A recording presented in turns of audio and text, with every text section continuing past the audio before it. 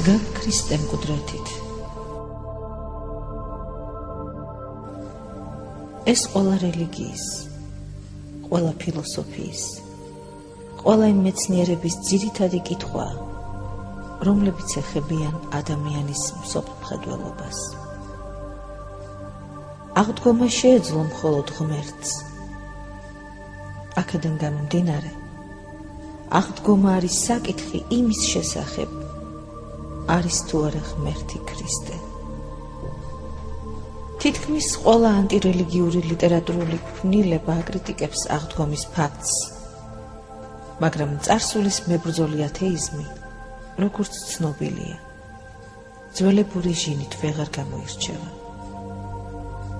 საინტერესოა, რომ ზოგიერთი უმნიშვნელოვანესი აღმოჩენის შემდეგ იესო ქრისტეს აღდგომა აღიარა თვით ფრიდრიხ ენგელსმა.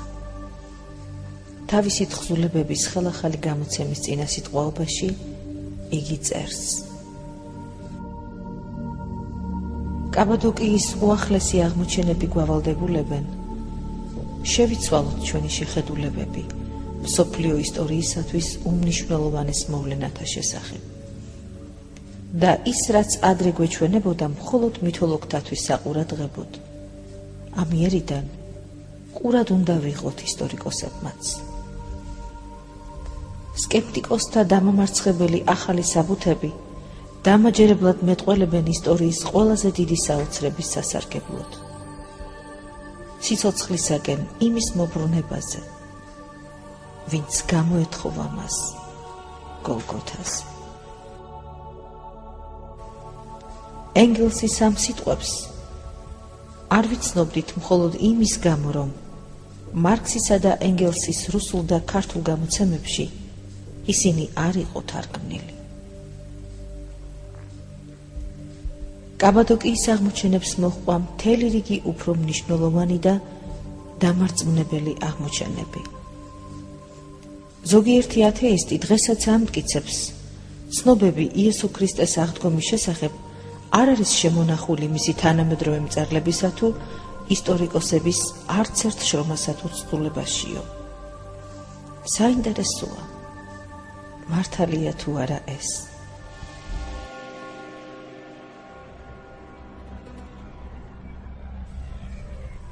დავიწყოთ იოსებ ფლავიუსით. ის, როგორც ცნობილია, ერთ-ერთი ყველაზე საიმედო ისტორიული მოწმეა. კარლ მარქსი ამბობდა, სარწმუნო ისტორია უნდა იწერებოდეს მხოლოდ ისეთი საბუთების საფუძველზე, როგორიც არის იოსებ ფლავიუსის თხზულებანიო. გარდა ამისა, ფლავიუსს თავისი სიცოცხლის განმავლობაში შეეძლო ყოფილიყო იმ მოვლენათა ცენტრში, რომლებიც აღწერილია სახარებაში. ფლავიუსი არ იყო ქრისტეს მიმდევარი და ამის გამო არ გვაქვს საფუძველი ველოდოთ მისგან რაიმე გადაჭარბებას, რომელიც ხელსაყრელი იქნება ქრისტიანებისათვის.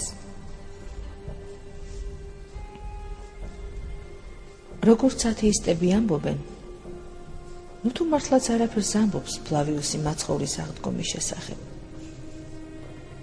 აბა ერთხელ კიდევ ჩავიხედოთ მის თხზულებებში.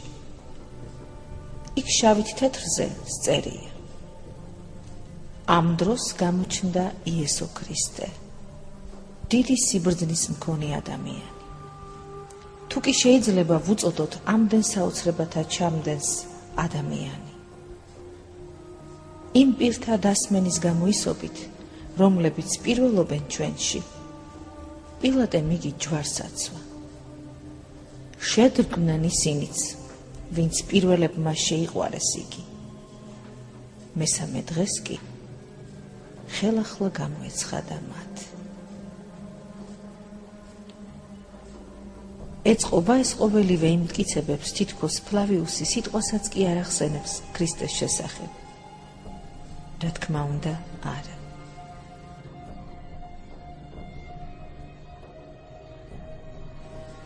ასი წლის წინათ ფლავიუსის ამ ცნობაში ეჭვი შეიტანეს, და იგი მიიჩნიეს შემდგომში ქრისტიანთა მიერ ჩამადებულ ცნობად.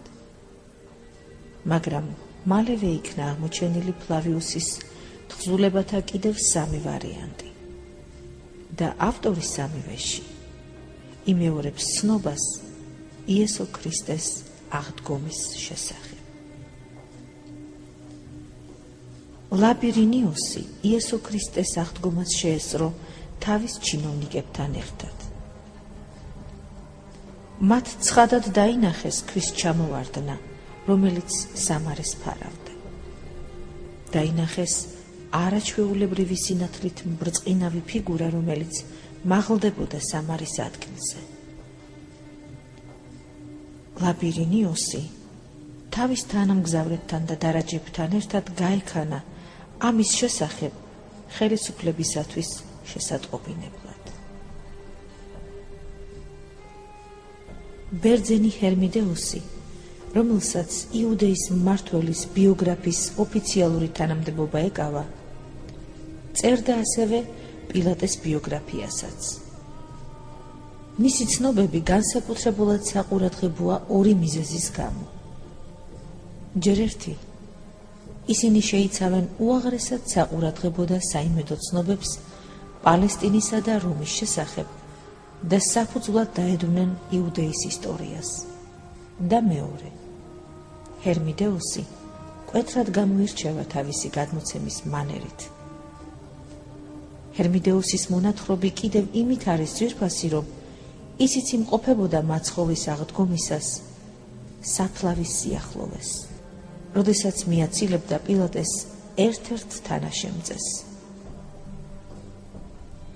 ამასთან ჰერმიდეუსი დასაწყისში ქრისტეს წინააღმდეგ იყო განწყობილი და როგორც თავად ამბობდა, ცდილობდა დაერწმუნებინა პილატეს ცოლი, რათა მას ხელი არ შეეშალა ქმრისათვის ქრისტესთვის სასიკვდილო განაჩენის გამოტანაში. ჯვარცმამდე იგი ქრისტეს მატყუარად თვლიდა. ამიტომ თავისი ინიციატივით გაემართა შაბათ ღამეს სამარისაკენ, რათა დარწმუნებულიყო, რომ იესო ქრისტე არ აღსდგებოდა. ეგონა მისი სხეული სამუდამოდ დარჩებოდა მიწაში, მაგრამ სულ სხვაგვარად წარიმართა ყოველივე.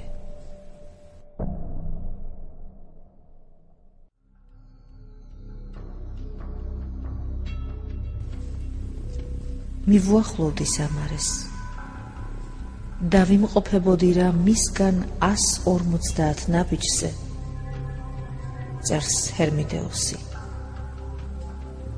სისხამი კანთიადის მკრთალ შუქზე ჩვენ დავინახეთ სამარესთან მყოფი დაცვა. 2 ადამიანი იჯდა. დანარჩენები მიწაზე იწყნენ. იყო საოცარი სიჩუმე. ჩვენ მივდიოდით ძალზე ნელა და გადაგვასწრო დაცვა, რომელიც მიდიოდა სამარისაკენ იმათ შესაცვლელად, რომლებიც იქ საღამოს შემდეგ იმყოფებოდნენ.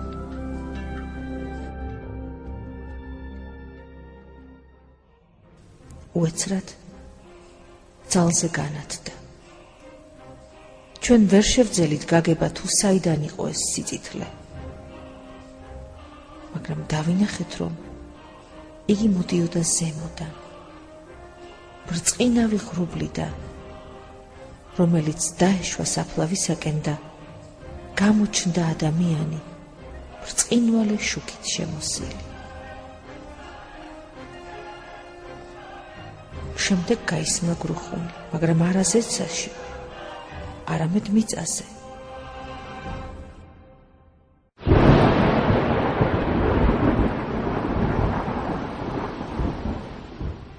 ამ ხმაზე დარაჯები ფეხზე წამოიჭრნენ და შემდეგ დაეცნენ.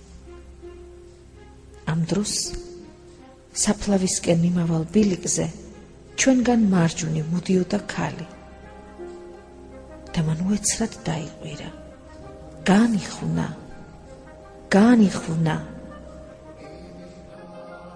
ჩვენ დავინახეთ, რომ მართლაც ძალზე დიდი ქვა, რომელიც ხერგავდა გამოქვაბულის შესასვლელს, როგორღაც თავისით აიწია და გახსნა სამარეში შესასვლელი. ჩვენ შევშინდით. მცირეოდენი დროის შემდეგ სინათლე საფლავზე გაქრა და ჩვეულებრივმა სიჩუმემ დაისადგურა. როდესაც ჩვენ მივუახლოვდით საფლავს, ცხადი გახდა, რომ იქ უკვე აღარ იყო დამარხული ადამიანის სხეული.